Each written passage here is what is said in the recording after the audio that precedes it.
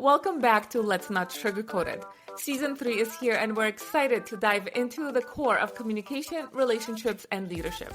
We're your hosts, Bella and Lee, a husband and wife duo with a successful business helping couples and organizations get it together to play a bigger game and elevate their relationships and performance. We believe in keeping it real, so each week we'll bring you incredible guests, entrepreneurs sharing their authentic experiences, along with episodes featuring just the two of us tackling the tough topics. So, if you're ready to enhance your connections and sharpen your leadership skills, you're in the right place. Let's get started. And since then, it just triggered this thing within me. I'm like, well, I'm not fat and I'll never be fat. And then my dad struggled with his weight all his life. And I ended up becoming bulimic, and I was that for almost 15 years until I needed to do something because I was hiding. And, you go and you do the binge eating at restaurants, and then you kind of look around, be like, okay, I'll be right back. And I'm going to go, purge. And then just having that feeling is like, okay, the food was giving me a sense of like pleasure and that dopamine, but then that guilt kicked in. And then I would go and purge. And then I ended up getting help. I went to a psychologist or whatever. And that, and I broke the pattern. However, it is a lifelong, I believe, struggle for some people. For me, I haven't purged in a very long time. However, my father's death 2.5 years ago, he died of a heart attack, but it had to do with, his obesity and whatnot. So for the last 2 years, I have been triggered and I have been struggling because I feel like what you said is I haven't dealt with that trauma yet. So it has been. And so then I project that not only on myself. You hate it when I say, oh my God, I'm so fat. Oh my gosh, I look a certain way. I hate my body. I hate this. But it has, and then I project that onto my family. And we have 2 girls, 13, and they're growing and their bodies are changing.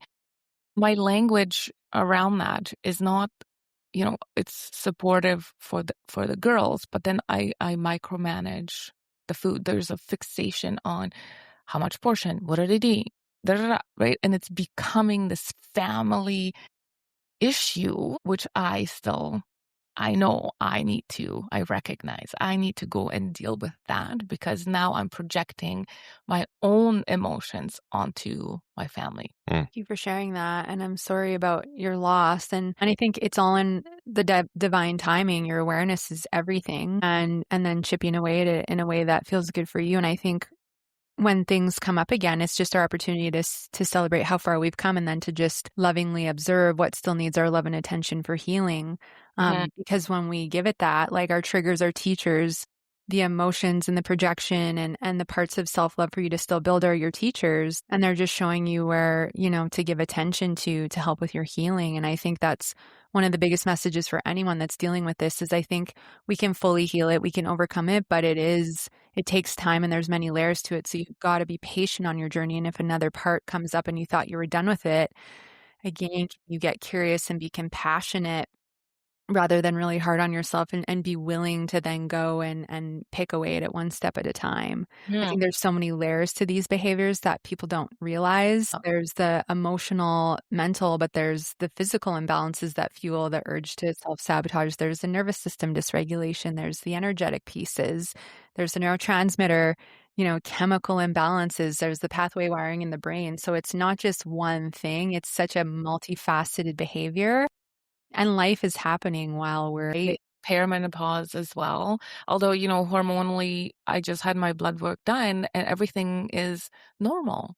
But yet, is it though? Feeling normal, right? So, I mean, is it though? Get your labs back and you're in perimenopause and you're told everything is normal. I highly encourage you to get a second opinion. Yeah.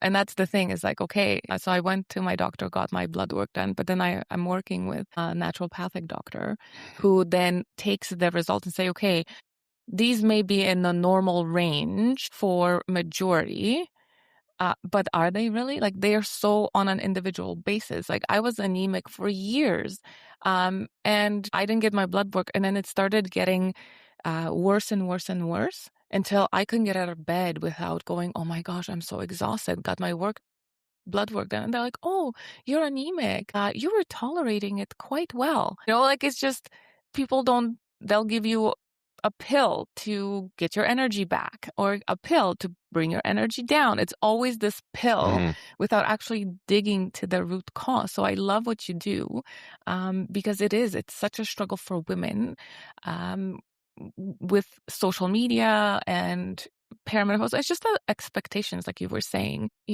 on to look a certain way. Been in that place where you put on a dress, your closet is full, and you're like, oh my gosh, I have nothing to wear. Right? Well, he's like, what are you talking about? You look beautiful. But that mental strain of all what is coming at us all the time is exhausting.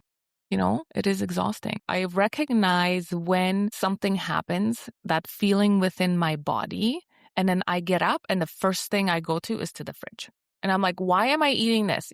Sometimes you're like, why am I doing that? What's that anxious? It's like an anxious feeling or even an excited feeling because it's the same manifesting. So we're scoring a big contract and whatever. And I'm like, yeah. And I'm running to the kitchen and I'm like, I'm going to cook something, I'm just, no, I got to stop. And breath work has really helped me to tune into my body and say, okay, do I actually need to eat? Or is this just my trigger and my button to be like, I'm running to the fridge. I'm going to get some chips. I'm going to do, all that kind of stuff. So I've learned over the years, and I've been given tools because I was seeing someone to recognize that feeling, where it's coming. And then you sit with it. Okay, why? Well, because, big contract means responsibility, means there's so much uncertainty, pressure to perform, to do like all that stuff. I'm like, there it is, feeling good enough. That imposter syndrome is like, holy man, who am I to do this? Right? That anxiousness comes in and you're like, let's go to the fridge. Let's go, whatever. Right. So I am aware, but it did take a while for me to be in tune with my body. And like you were saying, right? It does take, it's not a quick fix. It's not just about looking a certain way. No. And you bring up such a good point when you're talking about you'd get those feelings and you'd end up in the fridge. And I think something really important for everyone to understand is that one of the reasons that it takes time to shift this is because you've literally wired neural pathways in your brain, like physical pathways, to where, oh, I signed this contract. I associate that with celebration and food or the discomfort of like the pressure and the self-worth and all of that. And that's literally the brain lighting up like, oh, this is what you do when you feel this way or when these kinds of events happen or when you're hanging out with certain people. You behave this way.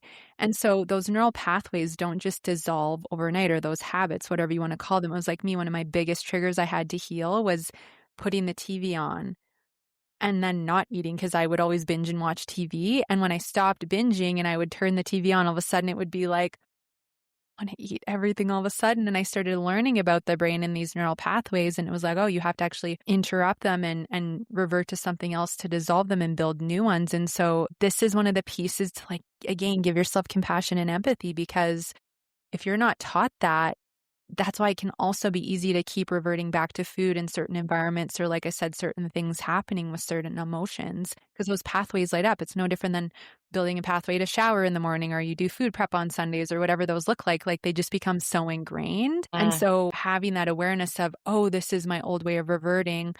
Okay, yeah, this trigger's coming up. What kind of new pathway do I want to build instead? And that really helps us long-term dissolve those, because it's literally like in the brain.